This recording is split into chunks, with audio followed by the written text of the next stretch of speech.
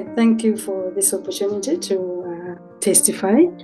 I missed this time in Scotland because I was in London.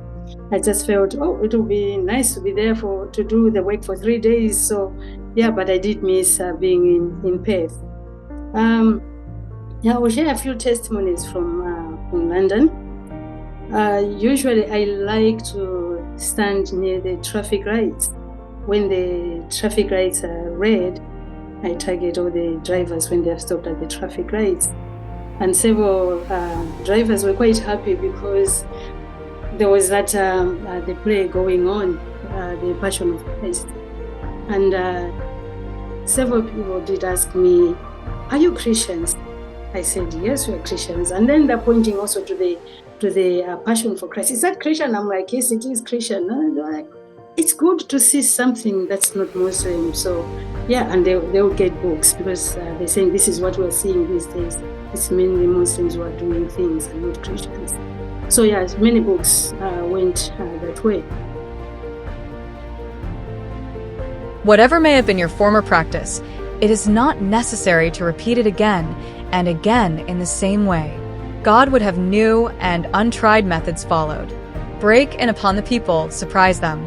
Devise new and unusual plans. Let every worker in the Master's vineyard study, plan, devise methods to reach the people where they are. We must do something out of the common course of things. We must arrest the attention. We must be deadly in earnest. We are on the very verge of times of trouble and perplexities that are scarcely dreamed of.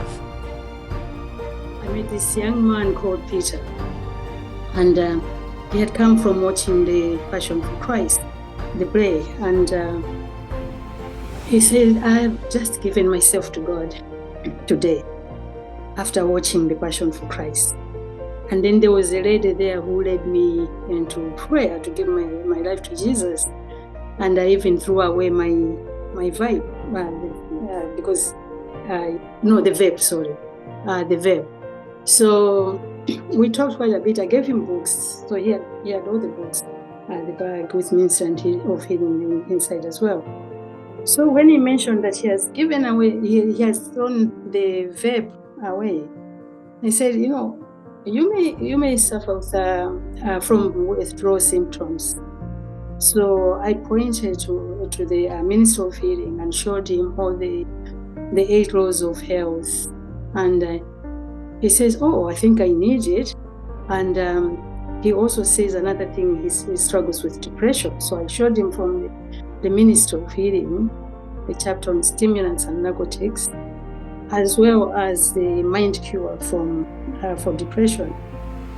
So he was quite happy with that. And I had forgotten of some remedies that he can be taking whenever he has the urge to smoke. So he gave me his number to say. I said, when I get back home, I'll give him the receipt. So he gave me his number, and we've been texting. I gave him the receipt that was needed. He had already bought things. He texted me the following day. We met on the Friday. On the Sabbath, he had texted me that he had bought some of the things that I had mentioned to make the remedy to stop smoking.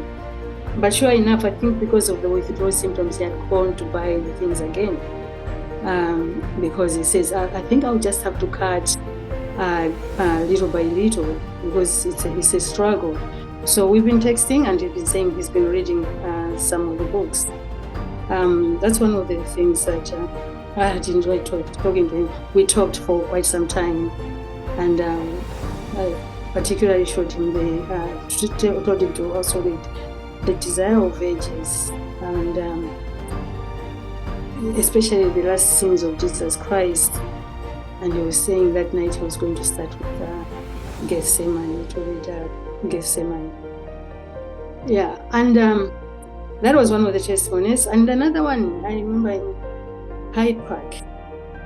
In Hyde Park, there was a young Muslim boy, or young man, I should say, who was heading into the park. And I said, at the park there's the Ganja Festival. Is that what you're going for? He says, no, I didn't know that it was ganja, of ganja being cannabis. He says, no, I didn't know anything. So I'm saying, oh, you shouldn't be there, because even as we are having to close early, because it can be dangerous later on. But he was just waiting for his friend. So I started talking to him about the things happening in the world, etc., because he had refused to take books. So I started explaining that to him, and he was quite interested. And in the end, he says, oh, I think I'll take one book. So I gave him The Great Controversy, told him a little testimony of how, for me, I've read several times because of, and it has opened my eyes to some of the things that are happening. And I said, do you want to take one for your friend that you are waiting for? He says, no, I don't think so. But his friend found us there. And he is also Muslim, and his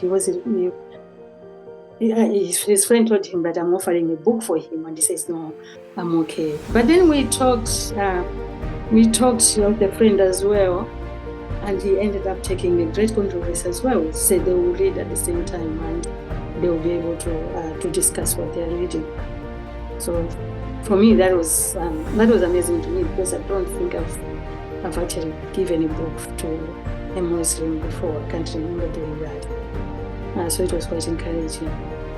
And then several people that I had talked to on Sunday and Wednesday, especially after explaining about the banner, they'll be looking at the banner, especially the Daniel chapter 2 banner. And after explaining to them what it all means, most of them have said, oh, right, this is making sense, this is interesting, can I take the books? Oh, yeah. But one man in particular, apparently he had the book already, the Great Controversy, but he had not read it. So I explained the Daniel chapter 2 banner, and the other one on the where we have the church and state and the greater Subaya about the climate change. And he says, oh, I think I need to go and read the book. He was quite interested.